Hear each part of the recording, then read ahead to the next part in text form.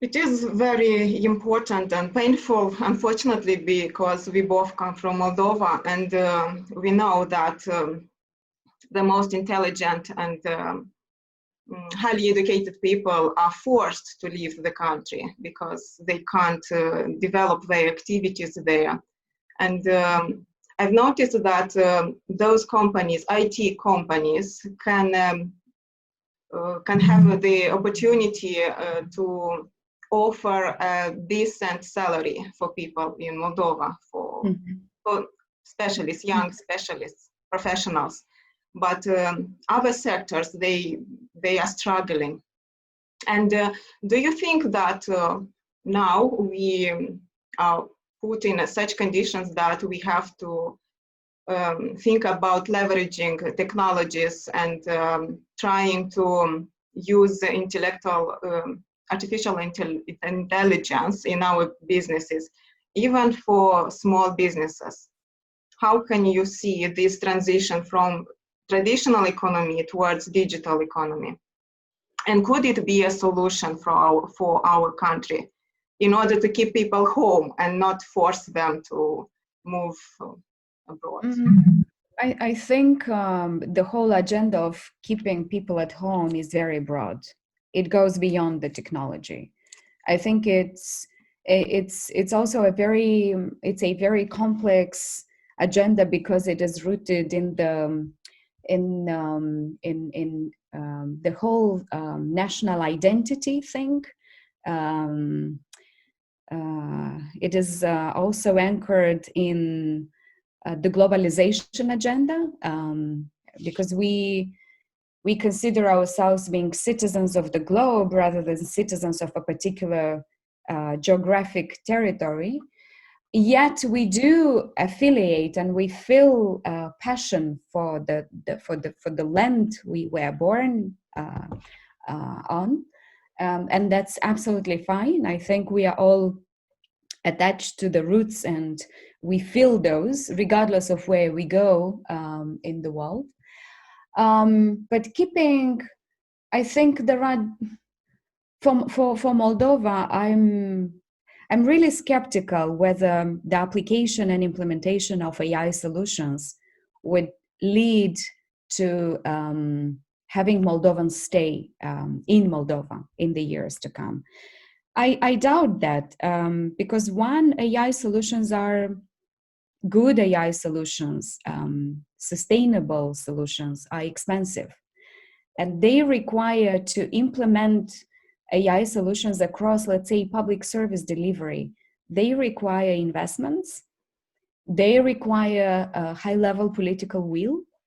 And we know that in our part of the world, politicians have been using populations and people to get their agendas done. And if you replace through AI, you replace the human factor. How would politicians be able to reach out to you as a citizen, talk to you, engage with you in a way that they would still manipulate you, vote for that or another, I don't know, party, if we hypothetically go into that direction. Second of all, the part of the world we come from is so corrupt that even adoption of AI solutions, I'm afraid, will go through, acts of corruption themselves, AI solutions require algorithms behind.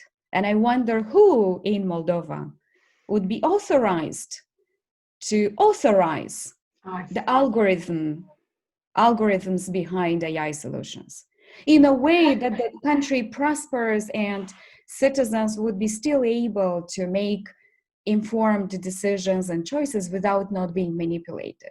So one needs to be really careful about AI solutions overall, because you need people who are ready for that on one hand, and on the other hand, you need a fair and competitive market and an environment that promotes transparency and accountability in the way AI is being implemented. It is a very, very sensitive area that we are going into.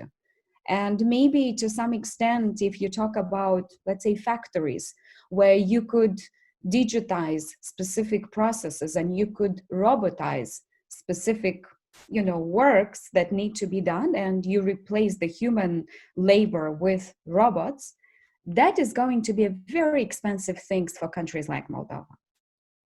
These are really expensive technologies. And I'm not sure we are there yet. Moldova has not even started to discuss about a potential national strategy on AI. I have not seen discussions of that kind.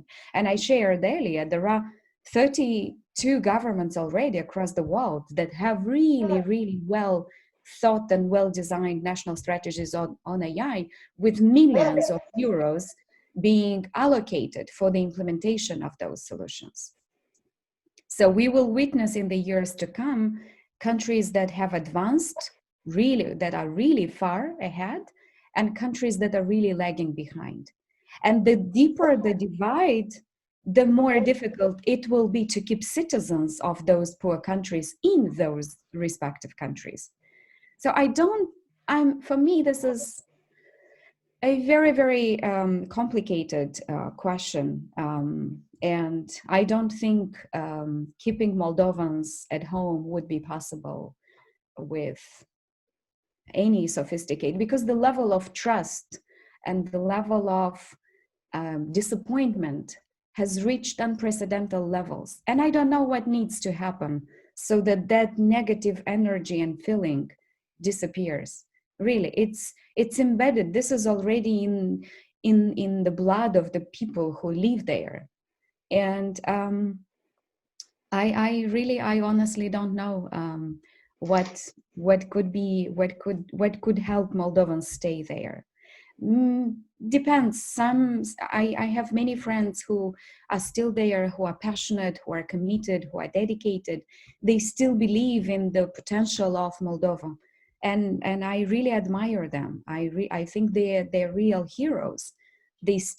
I did believe myself for the past 20 years that I want to invest my time and energy, and I piloted several projects and several initiatives in Moldova. I think I did my best, but my time has come, and I just simply let others keep going and trying out. But I will keep supporting Moldova from far, because in this ad hoc committee on artificial intelligence, I am representing Moldova.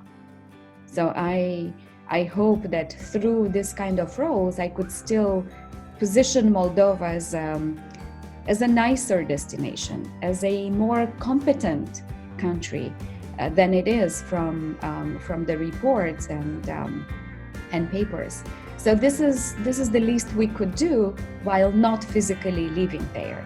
But I'm still engaged with organizations on the ground. I still work with peers on the ground. So, and I'm trying to bring those experiences and ideas in the hope that, people who are still there, they still benefit from something good. And for me, they are real heroes. Everyone who is there, they are real heroes.